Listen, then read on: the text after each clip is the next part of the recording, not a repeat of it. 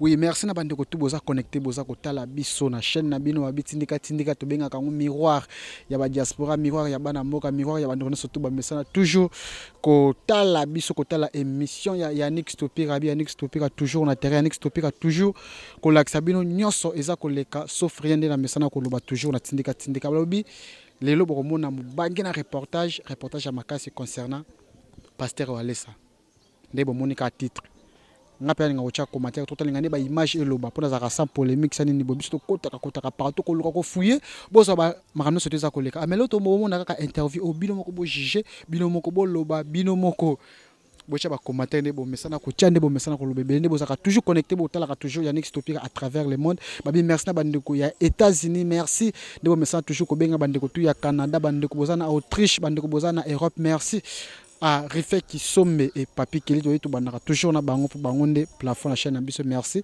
merci à Mimawetu bela dinganga merci à Tantine Nathalie Mundeke ba message toujours ba na nzambe tout boza la connecter bota pena connecter botla na image oponga na koloba lisute na kotiaka image ba tina suka ndeko Mike ako balancer les bino bomona makamnine eza koleka ba vérité ya somo eza awa bino mo bokotela bo juger mais avant d'attendre bien on peut ça merci bando ba tchaka biso point merci à tonton Diafo Boko c'est le maire de l'île merci à Tantine Mado Mundeke merci à Kwami Chaka merci à Nono Makangila Elise Matondo Maman na grâce Mima Wetu et Bela Dinganga merci à mon père babi collection na raba WS ya Willisio nga ba joyeux anniversaire na yo pima yango na to pesime bandeko botana image oyo elobana no yango moko ti bosi saka na émission et image o ya Pasteur Walesa boyeba nini eza koleka finalement na tiki bino na pesi bino mbote na kombo na Yesu ezanga c'est gentillesse na fandaki na moni téléphone nange soni téléphone e soni na yambi babengi babizo transport maman na bino nga mutu Équateur maman na bino azobela aya na kata Kishasa na première in hôpital à monene nga pe na zi transport na yebaki na pe place na te na zi transport na tuni receveur akitisinga na première akitisinga jeune fille moko nde aye kozwanga azuinga akotisinga na nzela sima akoti na nzela sima bakotisinga na kata église nakuti ba pasteur namona pasteur azaka na église ne na première ya monene ape na libandi pasteur mususu ala na bandali ala na nzela mino nakuti bango bafandi batuni babi mama ndengo yebwe ezalisumaka mama na obela te na bengi yo nde olo ba témoignage pa Pasteur Walesa eza lokutanga ni mutu na bikisaki yo na pesa mbongo $2000 polo ba témoignage na eza lokuta ngapi na binga la ko wanga na Pasteur Walesa te ndenga na bela ki ndenga na kufa ki na mona ki binote na mona ki nde Pasteur Walesa nata na mokomoko te na ko de tout Pasteur Walesa pona mbonga mukilite ngale na komi bwena ngana mobali ngana mwana nga na ye monene likola Pasteur Walesa na mobali nga zalaki na kindoki ngaka lia ngana mwana ti lelo na komi kitoko bwena monene likola Pasteur Walesa na ta mokomote na ko détruire Pasteur Walesa pasteur wana libandi wana monene atindiki nga telemi abimisinga ngape na lobi na obima te na mona frère na biso moko azalaki pe na kati wana abimi alobi obeko zwa mbongo pona nini vi na yo ezobonga alobi nga na ko sala likambo wana te nde pe ba ko bimisanga babimisinga na ngangi bamama moko bateka liboso na batuninga cheni fe likambo nini ngape na biso ngalo bi zande boye pasteur mo babengaki nga po bebisa makambo témoignage nde na boyaki na bonjour bana nzambe ezanga frère César oyo azalaki na kindoki kande bojo kolana ne mwasi na nga expliquer wana ndabimaki aye ko expliquer makambo elekelaki do esalaki nga pasi ya komona keno basale ya nzambe ba pasteur bakomosangana pona kolinga ko détruire pasteur mususu neti mutu neti nga nazalaki ndoki condition ba pesa nga na kindoki na banda ko liaka basi nyonso na kozala bango una bana mais lelo oyo grâce à pasteur Walesa ndeza moi siku to azo témoigner na sacrifice de kindoki c'était prévu à kufa na memaki na église Bembe azaki déjà kokufa mais grâce à pasteur Walesa sameli nzambe na yowana lelo moi sinanga zongi ya vie a besoin bonne santé zo bona ye ngape a délivrer nga na kindoki esili bino mo mona ngina détruire kina ya nanga kindoki esili lelo na komi bien a pamboli nga pesi nge suna moto lelo vina nga échanger paix Ya zande ko maman moko papa moko. Papa moko nde kade na biso. C'est notre cadet. Gande na kende ko zoye na mboka na banda usana Monisco. Lorsque travailler na ndako nde makambu nyoso ebebi. Alors mutu abongo nga penza na kindwa ko zwa $2000 qui na traire mutu abongo to changer ba nini ba émission to salaka qui to de mentir que nous alokuta ezandi de information ngati. Amen amen bana nzambe. Ngai nde papa Bernard Lukangi oyo bomoni leki na ngana mwasi na ye bauti kolobawa. Likambo oyo même nga tango bayebisi ngai ndenge mwasi aleki na nga babengaki elekeli ngai. Parce que nazoloba soki ya solo bato wana bazomi benga basali ya nzambe koma musali ya nzambe akobundisa musali ya nzambe mususu. Ngai bato nyonso bayebaki ngai nasali 12 ans nazosala na Monisco na bandaki depuis époque ya Monique.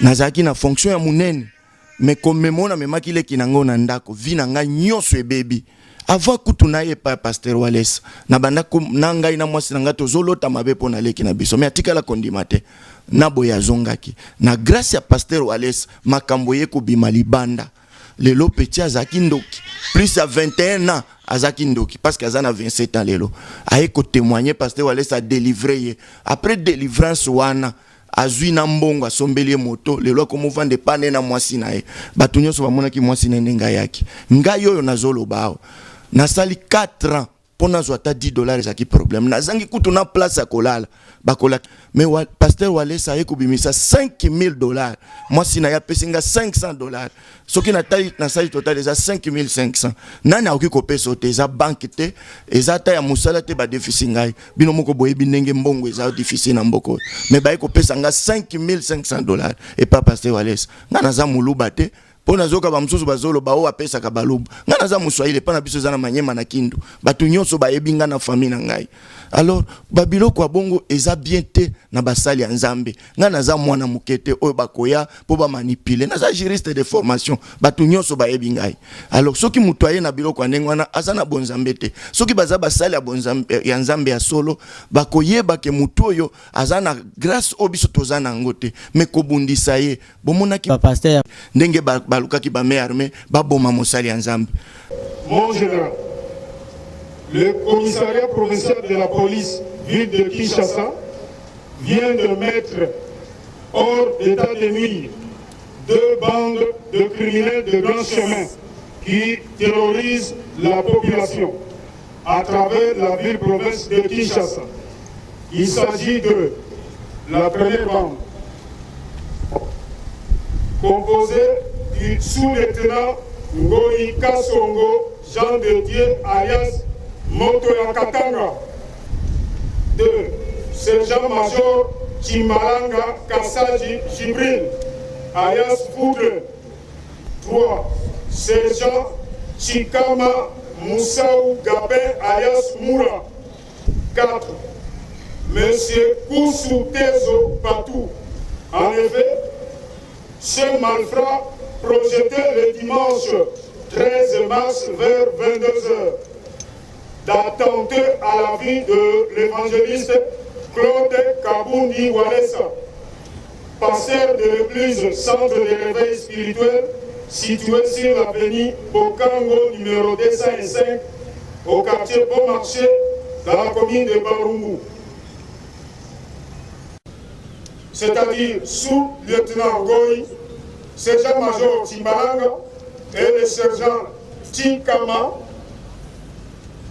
sont des repris de justice qui se sont connus à la prison de Makala, entre autres, centre pénitentiaire de rééducation de Kinshasa, dont le chef de bande, c'est-à-dire le lieutenant, demeure en cours parce qu'il y a l'un de cette bande qui est en cavale et ce bel aimé, lui, qui est en fuite avec les armes prévues pour mettre fin à la vie de l'évangéliste précité. Et pourtant, on faisait le complot pour me tuer. Qu'est-ce s'est-il passé? Pasteur Moko, Kamati Mbongo, Pelsi, criminel, en tout cas, baby. Le monde est méchant. Vous voulez tuer votre frère. Incroyable. Impensable. Ce ne sont pas des pasteurs. Soi-disant pasteurs. Ce sont des soi-disant pasteurs. Parce qu'un pasteur a commandé qu'on a été. Parce qu'un pasteur ne peut pas tuer son frère, pasteur. Ou bien Bongi Sansam. Ou alors il a perdu Dieu. A commis Saoul. Il est devenu Saül. Il avait Dieu, il l'a perdu. Amen. Gloire à Dieu. $15,000. Ils se sont entendus à $15,000 pour tuer Papa Walesa. Quand ils se sont entendus, c'est fini. Lorsqu'il est arrivé le jour qu'on devrait me tuer, Dieu ne dormant pas. Il s'est passé que l'un d'eux, Dieu a fait qu'il aille regarder la télé. Le plus mauvais de criminels. Il est allé regarder la télé. Il a suivi Moudi Angomba. Il a vu comment j'ai aidé Moudi Angomba. Il a vu comment Moudi Angomba a eu des enfants. Et de la manière dont Moudi Angomba a eu un véhicule. Dieu lui a dit: pourquoi vous voulez tuer un si bon homme? Kende va yebisa général Kanyama. Dis au général Kanyama. Yebisa ba soldat. Dis aux soldats que bazolinga babo makabundu alesa lelo. Qu'on veut tuer Kabundu Alesa aujourd'hui. Voilà qui sa place baninga no basala. Que tu montres là où tes amis se trouvent. Qu'on les arrête. Yokana nozam. Écoutez Dieu. Yokanzam. Écoute Dieu. Yokanzam. Écoute Dieu. Zambi mwakuhesha chingani. Qu'est-ce qu'on peut lui donner? Qu'est-ce qu'on peut lui offrir? Et ça bien été. Il faut battre aller veiller. Batouana baza basali ensemble baza basali à diable. C'est quoi bamoni muto nzamba tomboli. Azana grâce ya nzambe yakobimisa batu na boumbo. Yakoede batu. Ezo sala bango pasi. Et bazo sala tout pour banuire. Yeba komo luka mutu nyonso. Oya mona ki loboko nzambe soko témoigner. Babandi kolanda landa yo. Et ça bien été. Yango na sengi na bana nzambe na monde mobimbo bazolanda. Boza aller veiller. Batouana baza ebele. Bazo bundisa mosali nzambe.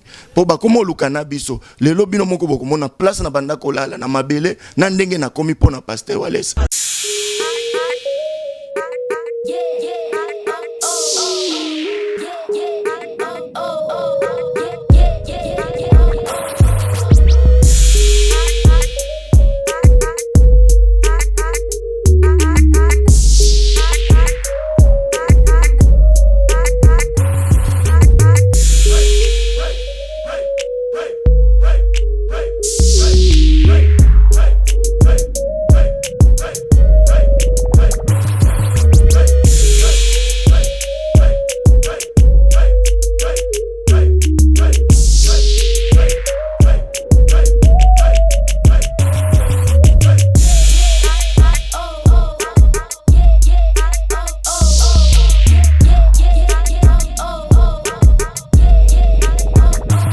Walesa oya sali kengana koma lelo boy lelo na musala ba komo benga ngana zongela musala oyo na sali yango 4 ans na souffrir pona leki nango ya kindoki nae lelo atiki kindoki moi solinga kali aza envie bomoni santé ba komo vendre pa na bango aza na moto na ba pesi ba je se ba pesi $2,000. $2,000 c'est quoi otoki ko trahir nzambe ya pasteur Walesa Tokyo salangote yango na ngaki na loba po mutu nyonso ayoka boza leveiller eza ba biloko monter bazolinga soki babengi obongo okosa po bamona bango basambela nzambe comme ça nde nzambe akolakisa bango nini il faut basala po asala pe na bango il faut kondima grâce o nzambe asali na mutu mususu nzambe Walesa akomi kolisa na susu liboso bandoli ya susu te hein mais kolia ka musunyo tozolia musunyo tosombi ndia okalinga lyo tokati na balelo tala ndio kolia mais nzambe Walesa balingi nini bamona bikama ndenge nini hein po bandima batika biso